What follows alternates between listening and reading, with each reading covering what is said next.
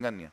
Ada kisah yang lain Bapak Ibu sekalian, seorang budak, dinukil juga, dia sangat soleh. Karena solehnya, waktu lagi diperjualkan, belikan di pasar, maka ada seseorang orang soleh juga kaya beli dia. Lihat ini orang kelihatannya soleh. Ucapan-ucapannya selalu mengucapkan nama Allah. Diajak ke rumahnya orang soleh ini, orang kaya, lalu dikatakan, pilihlah tempat yang kau mau. Ada banyak budak-budaknya yang bekerja, pilih yang kau mau. Dia tunjuk tempat yang paling pojok dan sudah agak rusak. Dia bilang ini saja. Kata tuannya, kenapa kau pilih tempat ini? Dia bilang, karena tempat ini akan menjadi indah kalau digunakan berhubungan dengan sang raja, Allah subhanahu wa ta'ala. Kata tuannya, baiklah terserah. Diperbaiki sama dia, kemudian dia mulai ibadah. Tuannya satu malam merasa gelisah. Merasa gelisah, dia tidak bisa bergerak, ya, tidur maksudnya. Maka dia bilang, saya keluar, saya kontrol rumah, saya lewat di rumahnya atau di ruangannya budak gitu. Saya lihat atap rumahnya seperti terbuka dan ada cahaya yang masuk ke dalam. Malam hari, zaman dulu tidak ada penerangan lampu kayak kita. Maka dia bilang, saya intip di celah-celah dinding ruangan tersebut, saya temukan orang itu sedang sujud kepada Allah dan cahaya sedang turun di atas kepalanya. Maka saya dengarkan doanya dari malam sampai pagi, dan selalu dia ucapkan setiap dia minta hajat, lalu dia mengatakan, ya Allah, penutupan doanya, sesungguhnya kalau bukan karena haknya tuanku sekarang ini yang aku harus berikan, maka aku akan habiskan seluruh umurku ibadah kepadamu. Maka ini orang sampai menjelang subuh baru dia tinggalkan. Setelah didengarkan doa-doa yang indah dari budak ini, kemudian dia pulang ke rumah, ke kamar tidurnya. Istrinya tanya, kemana saja? Dia bilang ceritanya seperti ini. Istrinya awalnya tidak percaya.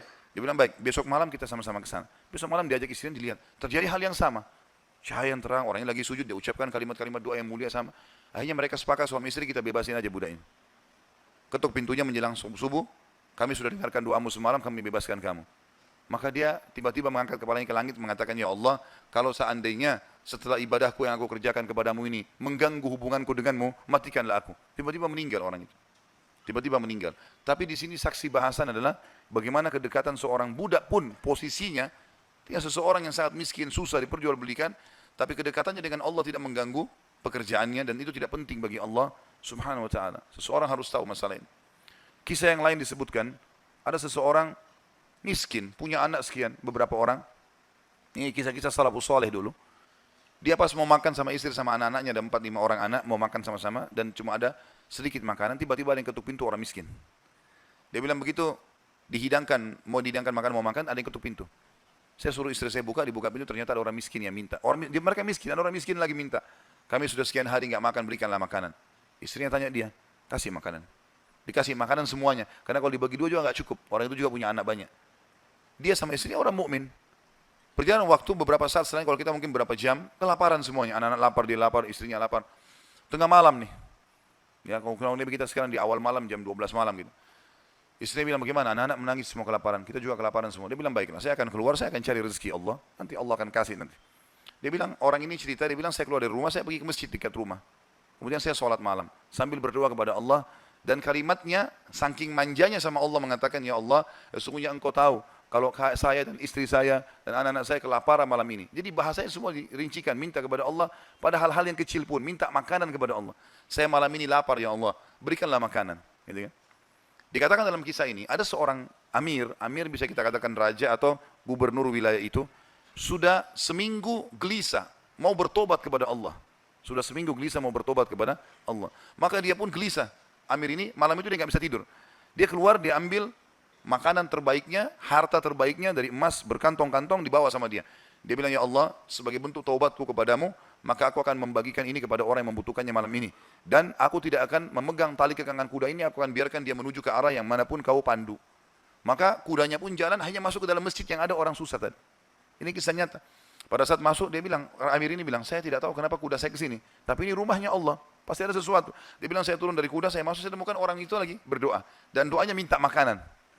Maka saya pun berkata kepada orang tersebut setelah dia salam, saya sudah dengarkan doamu, dan saya salah satu hamba Allah, dia bilang, dan saya pemimpin amir ya, wilayah ini, saya niat taubat dan saya ingin memberikan ini, maka saya berikan kepadamu. Ambillah harta ini, uang ini cukup untuk dia menjadi orang kaya, karena banyak sekali, dan makanan juga sudah cukup. Dan dia bilang, amir ini bilang, pemimpin ini bilang, kalau seandainya kau butuh apa-apa, datang ke istana saya saja. Jawaban orang itu, di depan raja tadi, pemimpin wilayah ini, dia bilang, kalaupun saya butuh, saya tidak akan datang kepada anda, tapi saya akan datang kepada Tuhan anda dan Tuhan saya, Allah yang telah membuat anda datang malam ini membawakan makanan. Coba kita bayangkan kalau kita di posisi orang ini, teman-teman sekalian. Kalau misalnya kita lagi punya hajat, kemudian ada satu orang yang kaya datang kepada kita.